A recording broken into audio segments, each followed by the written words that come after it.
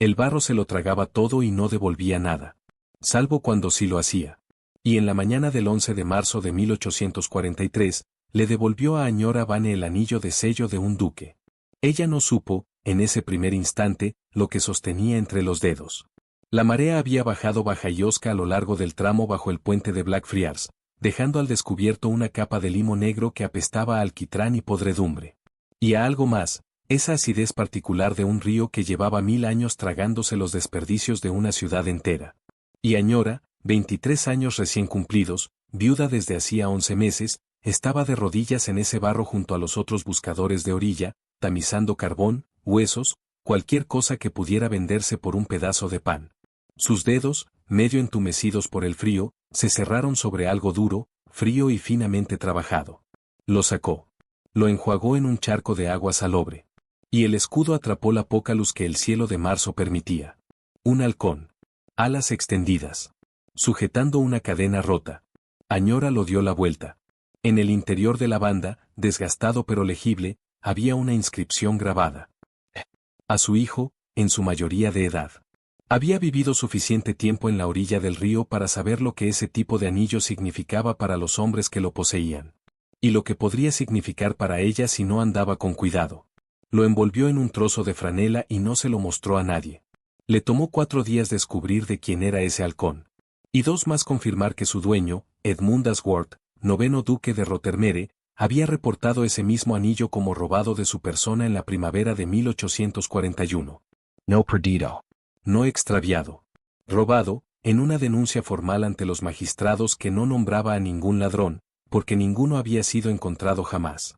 Y todo eso había quedado, como ocurría con esas cosas, como una pequeña y curiosa nota al pie de un escándalo que ya tenía 2 años de frío. La esposa del duque de Rothermere había muerto esa misma primavera. Se decía que el anillo había desaparecido la semana del funeral. Añora no era una mujer que se deleitara en la especulación por capricho. Había enterrado a un marido lo suficientemente joven como para que el duelo todavía le quedara como un abrigo prestado, mal cortado y constantemente notado. Y había aprendido, en 11 meses de viudez, exactamente lo poco que importaba la verdad cuando los hombres con poder declaraban su propia versión de ella y eran creídos sin más. Pero antes que nada, Añora era honesta. Con esa honestidad terca e inconveniente de los muy pobres, que no pueden permitirse ser de otro modo sin que los atrapen.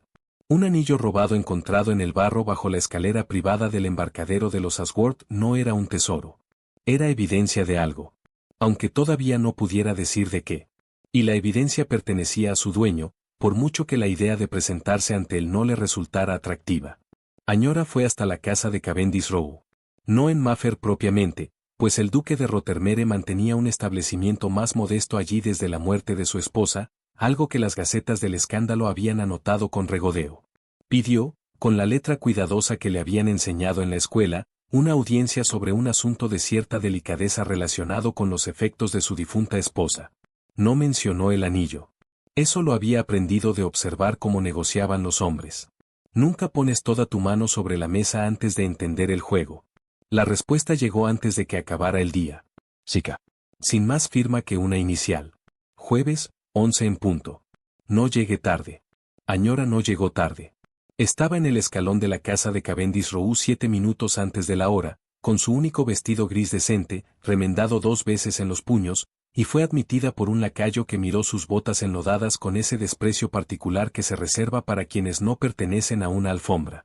La dejaron esperando en un estudio que olía a cera de abeja y papel viejo, y debajo de eso, tenuemente, a algo más frío. El olor, pensaría más tarde, de una habitación que había dejado de ser habitada. Edmund Ashworth la recibió de pie, lo cual Añora entendió de inmediato que era deliberado. No le ofreció asiento. No era lo que ella había esperado de un duque que 3 periódicos distintos habían descrito como recluso hasta el punto de la excentricidad. No era viejo, ni encorvado, ni ablandado por el vino y la indolencia. Tendría quizás 38 años, alto pero sin ser imponente, construido con la solidez compacta y deliberada de un hombre que montaba a caballo en lugar de recostarse en divanes. Su levita, llamativamente sencilla para su rango. El cabello oscuro, sin empolvar y cortado corto. Y sus ojos, cuando finalmente la miró de frente, cosa que había evitado hacer durante los primeros segundos de su presencia en el estudio, como si se estuviera preparando para algo, eran de un marrón cálido y profundo. Completamente en desacuerdo con el hielo del resto de su persona. Escribió sobre los efectos de mi esposa, dijo él. Su voz era baja, controlada, la voz de un hombre que había entrenado hasta expulsar cualquier exceso de ella. Confieso que no puedo imaginar qué podría saber una desconocida de... Su mirada cayó una vez sobre las botas de Añora y se apartó, con más disciplina que crueldad. De donde sea que venga, que no sepa ya la propia casa. Sé dónde ha estado uno de esos efectos estos 2 años, Su Excelencia. Añora mantuvo las manos juntas frente a ella, aunque su corazón había comenzado a latir con una urgencia desagradable. Encontré un anillo en el barro del río bajo el puente de Blackfriars hace 6 días. Un anillo de sello, de oro, con un halcón y una cadena rota, y una inscripción que dice a su hijo, en su mayoría de edad. Hice averiguaciones. Me dijeron que usted reportó ese anillo como robado en la primavera de 1841. Añora observó cómo algo se movía detrás de la compostura de Edmund. No exactamente sorpresa, sino la quietud particular de un hombre absorbiendo un golpe que había esperado durante mucho tiempo y nunca había dejado de temer. El duque extendió la mano sin decir una palabra.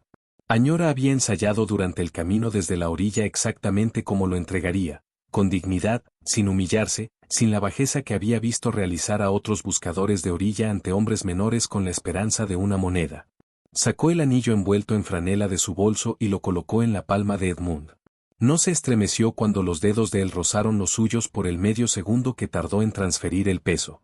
Y no apartó los ojos cuando Edmund se giró, con el anillo apretado en el puño, y quedó de cara a la chimenea fría, en silencio, durante un largo momento.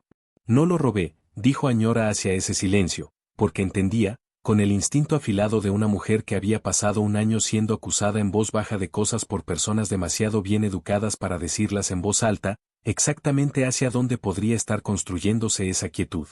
Lo encontré en el barro. Podría haberlo vendido. Un anillo de ese oro, de esa factura, me habría mantenido durante el invierno y bien entrado el siguiente. No lo vendí. No pensé que lo hubiera robado. Edmund S. Gyro. Lo que fuera que había cruzado sus ojos había desaparecido, sellado de nuevo bajo la misma compostura cuidadosa que había llevado desde que Añora entró. Creo que me ha hecho un servicio que no pedí y del que no estoy seguro de haber querido. Siéntese, si lo desea. Le debo una explicación que no he dado a nadie en 2 años, y prefiero dársela a una mujer con barro en las botas y sin nada que ganar repitiéndola, antes que a cualquiera de mi propio círculo. Añora se sentó. Edmund no lo hizo. Mi esposa no perdió ese anillo, dijo. Yo mismo se lo quité de la mano la noche que murió, y lo arrojé al río desde la escalera privada que da a esta casa. Y le dije a los magistrados que había sido robado porque la verdad era algo que no podía decirle a extraños con plumas y sin discreción, y que apenas podía decirme a mí mismo. Edmund hizo una pausa. Cuando volvió a hablar, su voz era plana, sin inflexión, como si hubiera vaciado de ella hasta el último rastro de sentimiento para poder terminar de decir lo que tenía que decir. Ella no murió de la fiebre que registraron los médicos.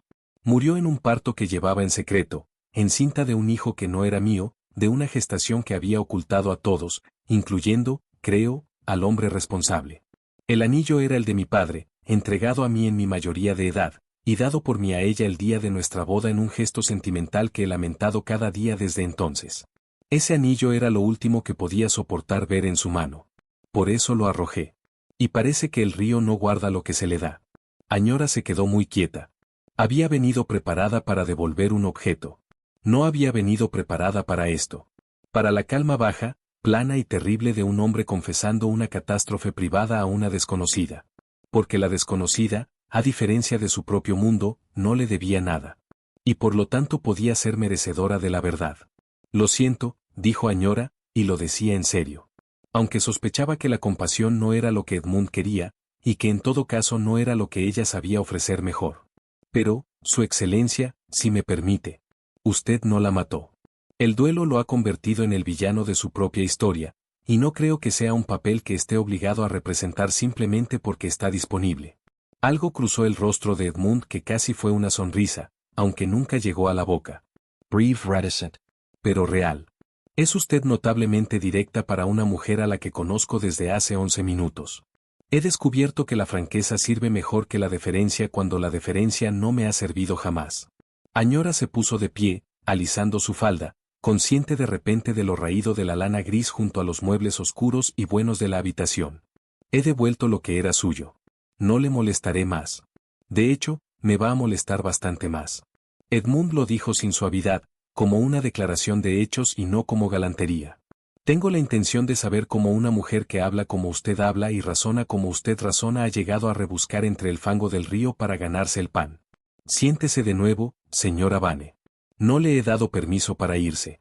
Añora se sentó, porque negarse parecía, en ese momento, más trabajo del que valía la pena. Y porque una pequeña parte de ella, desguarnecida, sentía curiosidad, a pesar de todo. Su historia salió de ella en las piezas llanas y sin adorno de una vida que no había sido amable. Un padre clérigo, muerto de tuberculosis antes de que ella cumpliera 10 años. Una madre que había cosido juntas las piezas de una pobreza gentil a través de la costura hasta que sus propios ojos fallaron.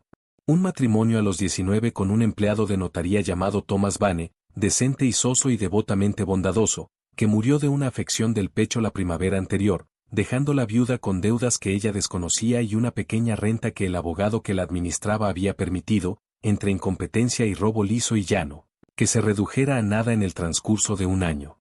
No lo contó para despertar lástima. Lo contó porque Edmund había preguntado, y porque había descubierto, en 11 meses de duelo, que había un alivio peculiar en que te hicieran una pregunta directa y se te permitiera responderla honestamente, sin el suavizado que se le exige a una mujer que espera caer bien.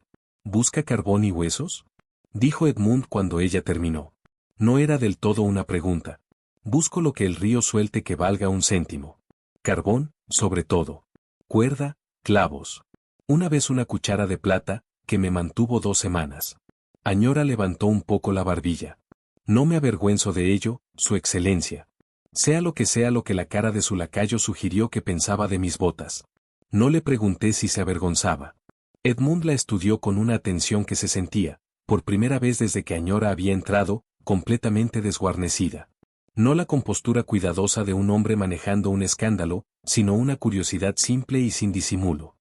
Se lo pregunto porque me parece un considerable desperdicio de una mente que, en el espacio de una única conversación, ha diagnosticado mi duelo con más precisión que mi propio médico, y me ha devuelto, sin que nadie se lo pidiera, un objeto que arrojé al agua específicamente para no tener que volver a verlo nunca. ¿Qué querría usted que hiciera en su lugar, Su Excelencia? ¿Morir de hambre con más decoro? Eso, finalmente, produjo algo parecido a una sonrisa real. Breve, reticente, desaparecida casi antes de llegar. Pero real. No. Querría que aceptara un puesto en esta casa. Si puede encontrarse uno que se ajuste a una mujer de su evidente educación.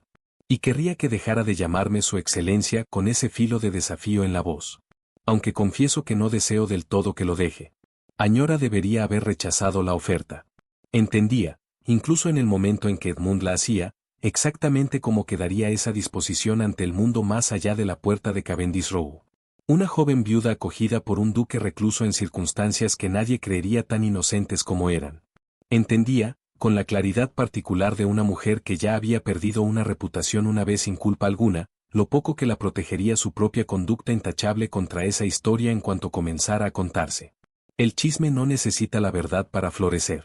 Solo necesita una viuda, un duque y una puerta cerrada.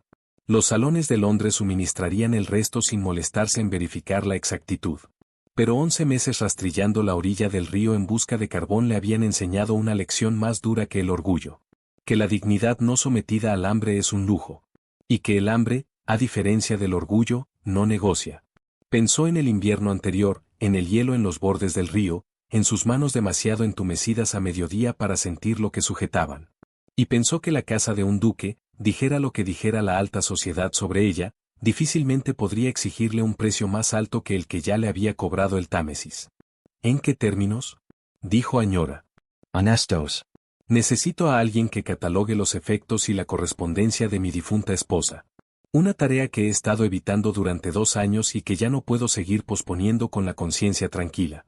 Y prefiero confiarla a una desconocida con demostrada capacidad de honestidad que a cualquiera que la hubiera conocido, que podría haberse tentado a manejar lo que encontrara para mi comodidad en lugar de reportarlo sin filtros. Tendría habitaciones en esta casa, un salario acorde con el trabajo, y mi palabra de que no se le pediría nada más. ¿Su palabra? ¿De un hombre que lleva 2 años mintiéndole a los magistrados? La mandíbula de Edmund se tensó, pero no apartó los ojos del golpe preciso. Un punto válido. Dije una mentira para proteger a una mujer que ya no podía ser dañada por la verdad, de un escándalo que solo habría herido a los vivos. No he dicho ninguna más desde entonces, y no tengo intención de empezar con usted. Añora aceptó el puesto. Se dijo a sí misma que era por el salario, por el techo, por el alivio animal y simple de no despertarse cada amanecer mirando la tabla de mareas y el frío. No se dijo a sí misma, todavía no, que también era por la manera en que Edmund la había mirado cuando ella lo llamó el villano de su propia historia y se negó a dejarlo creerlo. Como si le hubiera entregado algo que llevaba 2 años intentando encontrar y sin lograrlo, en un barro mucho más profundo y frío que cualquiera que el Támesis pudiera producir. El inventario la llevó a habitaciones que habían estado selladas desde la muerte de la difunta duquesa. Un salón de mañana que todavía guardaba una labor de bordado a medio terminar. La aguja, oxidada donde había sido dejada a mitad de una puntada. Un escritorio cuyos cajones no habían sido abiertos. Un armario de seda y muselina que olía tenuemente a un perfume que Añora no reconocía, y con el que llegaría a asociar, en las semanas siguientes, a una mujer que nunca había conocido y a la que no podía del todo llegar a odiar, a pesar de todo. Añora trabajaba metódicamente. Las mañanas en los vestidores, las tardes en el escritorio, y descubrió que la disciplina de los registros hacía el duelo mejor que cualquier simpatía. Cada vestido quedaba anotado, pesado, tasado según su equivalente. Cada carta era leída, fechada, archivada. La ama de llaves, una mujer de labios apretados llamada la señora Trent, que había servido a la difunta duquesa durante 11 años y había mirado la presencia de Añora en la casa con suspicacia abierta durante las primeras 2 semanas, fue suavizándose poco a poco al ver la exactitud del trabajo. La hija de una buscadora de orilla, resultó, llevaba cuentas más honestas que la mitad de los empleados que la señora Trent había conocido en el servicio. Usted no halaga su memoria, dijo la señora Trent una tarde, observando cómo Añora anotaba un dobladillo roto sin suavizar la descripción. No la conocí. No tengo duelo que gastar ni deuda que saldar. Solo tengo un inventario que hacer honesto. Añora no levantó los ojos del registro. Me pareció la cosa más amable que podía ofrecerle en estas circunstancias. Una cuenta exacta en lugar de una favorecedora. La señora Trent no dijo nada más ese día, pero a partir de esa conversación comenzó a ofrecer pequeños detalles por voluntad propia, qué vestidos la duquesa había preferido, cuáles habían sido alterados 2 veces, cuáles nunca se habían puesto ni una sola vez. Detalles que llenaban los márgenes del registro con una vida que Añora no había sido encargada de reconstruir, pero que se encontraba reconstruyendo de todas formas. Pieza a pieza, de la misma manera en que una vez había reconstruido la identidad de un desconocido a partir del escudo de un halcón y un fragmento de grabado. Catalogó vestidos y joyas y cartas con la minuciosidad metódica y sin sentimentalismos de una mujer que entendía el valor de un registro exacto. Y encontró, 3 semanas después de empezar, escondida en el forro de un estuche de joyas, una carta que nombraba al hombre que había engendrado el hijo que la difunta duquesa murió gestando. Era un nombre que Añora reconoció de inmediato porque pertenecía al primo del duque y heredero presunto, Julian Ashworth. Un hombre al que ya había conocido 2 veces en la mesa de la cena y que le había desagradado en ambas ocasiones por razones que, hasta ese momento, no había podido nombrar con precisión. Julian tenía el hábito de observar al duque con una atención que, a un ojo sin entrenar, parecía devoción, pero que a los ojos de Añora parecía inventario. Había pasado los 2 últimos años cultivando la confianza del duque con una paciencia que ahora ella comprendía que era completamente estratégica. No le mostró la carta al duque de inmediato. Estuvo 2 días con ella, dándole vueltas a lo que le costaría a Edmund descubrir la segunda traición enterrada bajo la primera. No solo que su esposa había tenido una aventura, algo que ya había tenido que soportar, sino que el hombre que más cerca rondaba su confianza, que cenaba en su mesa, que administraba sus fincas menores durante sus frecuentes ausencias, que era mencionado en todo momento como el heredero que llevaría el nombre adelante con el sentido correcto. Era el mismo hombre que había engendrado un heredero ajeno en una mujer moribunda, y que había pasado cada día desde entonces posicionándose para heredar un ducado que ya, en el peor sentido posible, había medio robado. Añora verificó las afirmaciones de la carta antes de llevársela a Edmund, porque había aprendido, en un año de ser desacreditada ella misma, exactamente lo poco que valía una acusación sin verificar contra un hombre del encanto y la posición de Julian Ashworth. Con el pretexto de unos encargos, caminó hasta la dirección de Chelsea que mencionaba la carta y confirmó, a través de una sirvienta reticente, que un médico sí ocupaba esas habitaciones y si atendía a damas de calidad que deseaban discreción. No le dijo nada al duque de esa gestión. Quería que el suelo bajo la carta fuera sólido antes de pedirle a Edmund que se pusiera sobre él. Se lo contó en una tarde lluviosa de abril, en el estudio donde había devuelto el anillo por primera vez, porque para entonces ya había aprendido que Edmund prefería la verdad entregada de frente y de inmediato, sin el suavizado que ella había creído una vez que era amabilidad, y que ahora entendía que en él era una especie de insulto. Edmund leyó la carta 2 veces. No habló durante un largo tiempo, de pie junto a la ventana, con la espalda hacia Añora, mirando la lluvia resbalar por el cristal oscurecido por la tarde. Y cuando finalmente se giró, su compostura no se había roto tanto como endurecido en algo más frío y más determinado que el duelo. Julian cena aquí el jueves, dijo. Ha sido extraordinariamente paciente esperando a que lo nombre formalmente como heredero presunto ante el Colegio de Armas, una formalidad en la que ha insistido con más urgencia que afecto estos últimos meses. Empiezo a entender por qué. ¿Qué va a hacer? Nada precipitado. Nada que le dé motivos para alegar que lo he agraviado sin más prueba que una carta que declarará falsificada en el momento en que sea presentada. Edmund cruzó hasta donde Añora estaba sentada y se detuvo más cerca de lo que la decencia estricta permitía. Lo suficientemente cerca para que Añora percibiera su olor, bergamota y lino limpio, y debajo, la tinta y el papel viejo de un estudio que había convertido en su refugio. Voy a necesitar su mente de contable, señora Vane. Y su paciencia, que parece superar a la mía.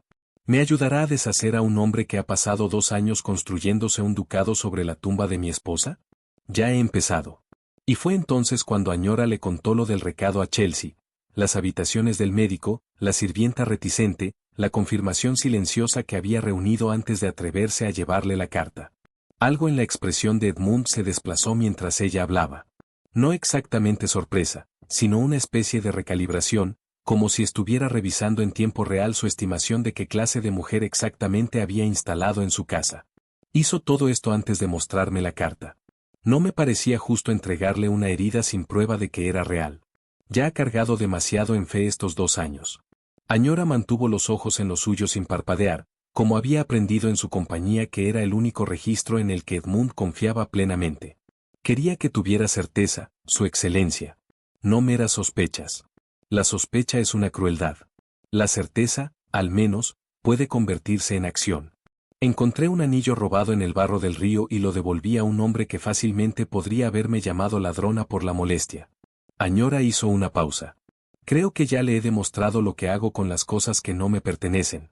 Un ducado obtenido mediante ese fraude particular no le pertenece a él en absoluto. Hubo una cena en el transcurso de esas 6 semanas que Añora recordaría luego con especial claridad, porque fue la tarde en que comprendió hasta qué punto había llegado a ver a través de la actuación de devoción de Julian Ashworth. Julian llegó encantador y solícito como siempre, elogiando el ánimo mejorado del duque, comentando con aparente afecto la eficiente señora Vane y su evidente utilidad para la casa.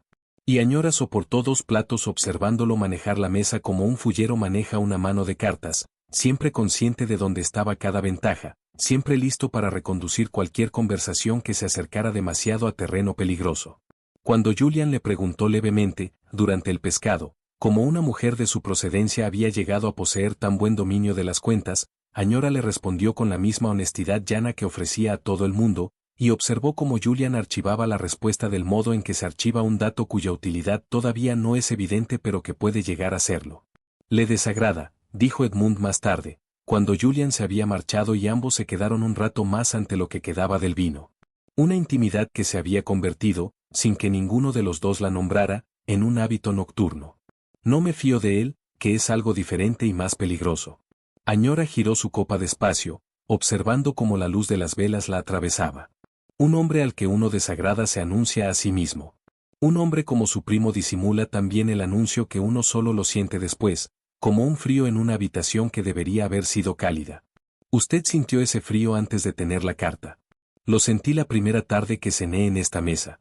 No dije nada porque un presentimiento no es una prueba, y he pasado demasiado tiempo de mi vida siendo desacreditada sobre la base de presentimientos como para infligir la misma injusticia a otro.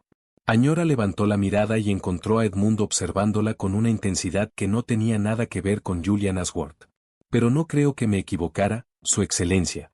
Rara vez me equivoco sobre el frío. He tenido mucha práctica reconociéndolo. ¿Y el calor? ¿Es igualmente experta en reconocerlo? Menos. La admisión le costó algo hacerla, y la hizo de todas formas, porque Edmund le había enseñado, en cada intercambio honesto desde el anillo, que la verdad sin adornos era la única moneda que valoraba. He tenido menos ocasión de necesitar esa habilidad. Edmund no insistió esa noche. Pero algo había cambiado entre ellos de todas formas. Una puerta entreabierta que ninguno de los dos se movió a cerrar del todo ni a abrir por completo. Y Añora subió las escaleras hacia su habitación después, con la sensación extraña e inquietante de ser, por primera vez en más tiempo del que podía recordar con facilidad, mirada. No pasada por alto. Mirada. El desmantelamiento de Julian Ashworth tomó 6 semanas cuidadosas, construidas no sobre la única carta, que un hombre hábil en la esquiva podría haber descartado como falsificada, sino sobre la acumulación silenciosa y precisa como un libro de cuentas que Añora reunió debajo de ella. Cuentas domésticas del último año de la difunta duquesa que mostraban pagos a un médico discreto en Chelsea, cuyos propios registros, una vez que el abogado del duque fue puesto silenciosamente sobre la pista, confirmaban un estado que no podía, por ningún recuento honesto de meses, haber sido hijo del duque. Correspondencia de la mano del propio Julian, guardada imprudentemente por una mujer que quizás lo había amado más de lo que había amado jamás a su marido, y que quizás, en una pequeña y última rebeldía, había querido que la verdad fuera encontrable por alguien. Y el patrón, una vez que Añora lo extendió claramente ante el abogado del duque, de un primo cuyas deudas habían sido saldadas silenciosamente a lo largo de 2 años mediante préstamos contra una herencia que todavía no poseía legalmente, y que, el patrón lo dejaba claro, se estaba volviendo cada vez más desesperado por asegurar antes de que la paciencia de sus acreedores expirara junto con la suya propia. Julian Ashworth no se fue en silencio. Llegó a Cavendish Row el jueves acordado esperando una designación formal como heredero presunto, y se encontró en cambio con el abogado del duque, la evidencia acumulada extendida sobre el escritorio del estudio, y Añora de pie junto a la ventana en un vestido de mejor corte que la lana gris con la que había llegado. Aunque sus botas, notó con satisfacción privada, seguían siendo enteramente suyas. ¿Tomaría usted la palabra de una buscadora de orilla antes que la de su propia sangre?, dijo Julian cuando la forma del ajuste de cuentas le quedó clara, su voz subiendo por encima del registro cuidadoso de un hombre acostumbrado al encanto. Tomaría un libro de cuentas antes que una mentira cualquier día de la semana. Rothermere habló sin levantar la voz. No necesitaba hacerlo. Y le recuerdo, Julian, que la buscadora de orilla en cuestión me ha demostrado más lealtad en 3 meses que la que usted consiguió acumular en 30 años llamándose mi heredero. Renunciará formalmente y por escrito a cualquier reclamación sobre este título, o expondré todo esto ante el Colegio de Armas y dejaré que ellos determinen si un hombre que engendró un bastardo en una duquesa moribunda para acelerar su propia herencia merece obtenerla. La elección, y lo que quede de su reputación, son enteramente suyos. Julian eligió al final la ruina más silenciosa, una renuncia formal, una partida apresurada al continente, una historia circulada entre la alta sociedad que no satisfacía la curiosidad de nadie y no respondía a las preguntas de nadie. Lo cual era, Añora entendió, exactamente su propósito. Algunos escándalos eran dejados arder, otros eran apagados deliberadamente por quienes tenían el poder de hacerlo. Y el matrimonio arruinado de un duque fue juzgado, en última instancia, mejor apagado que ventilado. Fue algunas semanas después, en una tarde en que el inventario hacía tiempo que había terminado, y Añora había empezado, sin admitírselo del todo a sí misma porque, a encontrar razones para quedarse en el estudio más tarde de lo que su trabajo requería, cuando Rothermere dejó la pluma que había estado haciendo girar sin escribir nada durante casi 1 hora, y la miró con la misma atención desguarnecida que le había mostrado por primera vez el día en que ella diagnosticó su duelo con más precisión que su médico. He intentado, durante varios días, componer una frase que no suene absurda, dijo Edmund. Y no estoy a la altura de la tarea. Así que lo diré de forma llana, como usted me ha enseñado a preferir. No deseo que catalogue nada más, señora Vane. Deseo que se quede en esta casa como su señora, no como su empleada, si querrá tener a un hombre que una vez arrojó su propio anillo de bodas al río antes que enfrentarse a lo que significaba, y que ha pasado los 2 años siguientes aprendiendo, muy lentamente, que enfrentarse a las cosas es más fácil cuando usted está en la habitación. Es usted un duque, dijo Añora. Y yo soy una viuda que hace 4 meses estaba de rodillas en el barro del Támesis buscando carbón. Es la única cosa honesta que ha entrado en esta casa desde que murió mi esposa, y he tenido una cantidad muy considerable de deshonestidad con la que medir la diferencia. Edmund cruzó la habitación y no se detuvo a la distancia cuidadosa que había mantenido entre ellos al principio. No le ofrezco un rescate, añora. Usted nunca ha necesitado que la rescaten en toda nuestra relación. Le pido que se quede porque la casa es insoportablemente silenciosa las tardes en que no baja, y porque ya no deseo aprender a soportar ese silencio de nuevo. Añora pensó en el barro y en el anillo. En los 4 días de averiguaciones cuidadosas antes de atreverse a llamar a su puerta.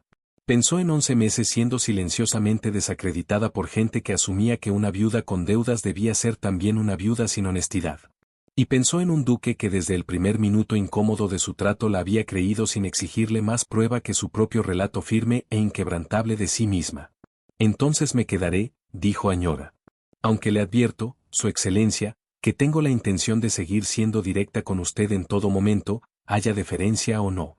No lo querría de otro modo. Y por primera vez desde que Añora lo conocía, la sonrisa que Edmund le dio no fue breve ni reticente, sino entera, cálida y completamente indefensa. Se casaron en junio, discretamente en la pequeña iglesia cerca de la finca de él en Hampshire, en lugar de la de moda que la sociedad esperaba. Con no más invitados que los de la casa y el abogado que había ayudado a deshacer el fraude de Julian. Y Añora llevó, por insistencia propia, un anillo que no era el sello del halcón y la cadena rota que lo había comenzado todo. Ese anillo lo había devuelto a su sitio legítimo, en un cajón con llave. Una historia privada que ninguno de los dos necesitaba lucida en una mano. Solo una alianza de oro liso, elegida por nada más que su honestidad. En una mano que una vez había tamizado los desperdicios de una ciudad por el precio de un pedazo de pan. Y que ahora, por fin, no sostenía nada que no hubiera elegido libremente sostener. 10 años después, los buscadores de orilla bajo el puente de Blackfriars seguían trabajando la marea baja como siempre habían hecho. Y entre ellos, una vez al año sin falta, una duquesa con botas de faena bajaba a la orilla al amanecer. No a buscar carbón ahora, sino a presionar monedas silenciosamente en manos ásperas, y a quedarse un momento al borde del agua, recordando exactamente lo que el río le había dado una vez, sin pedírselo, y sin arrepentirse nunca de haber tenido el suficiente juicio y la suficiente honestidad para devolverlo. Rothermere la acompañaba algunos años, aunque nunca se arrodillaba en el barro él mismo, satisfecho con quedarse en lo alto de la escalera y observar a su esposa moverse entre los niños buscadores con la misma competencia sosegada que ella había traído una vez al inventario de los vestidos de una mujer muerta. Edmund terminó por quedarse con el anillo de sello. No guardado bajo llave como había pretendido al principio, sino vuelto a ponerse, discretamente, en el meñique. El halcón y la cadena rota, un recordatorio privado que ya no era de lo que había perdido, sino de lo que el barro y la mujer que se había arrodillado en él le habían devuelto sin esperarlo. Sus propios hijos, un hijo y luego una hija, nacidos en la primera década, crecieron conociendo la historia solo en su forma más suave, que su madre había encontrado una vez el anillo de su padre en el río, y lo había llevado sin que nadie se lo pidiera, sin recompensa, directamente a su puerta. Porque era lo honesto. Y porque ella nunca en su vida había sabido hacer las cosas de otro modo.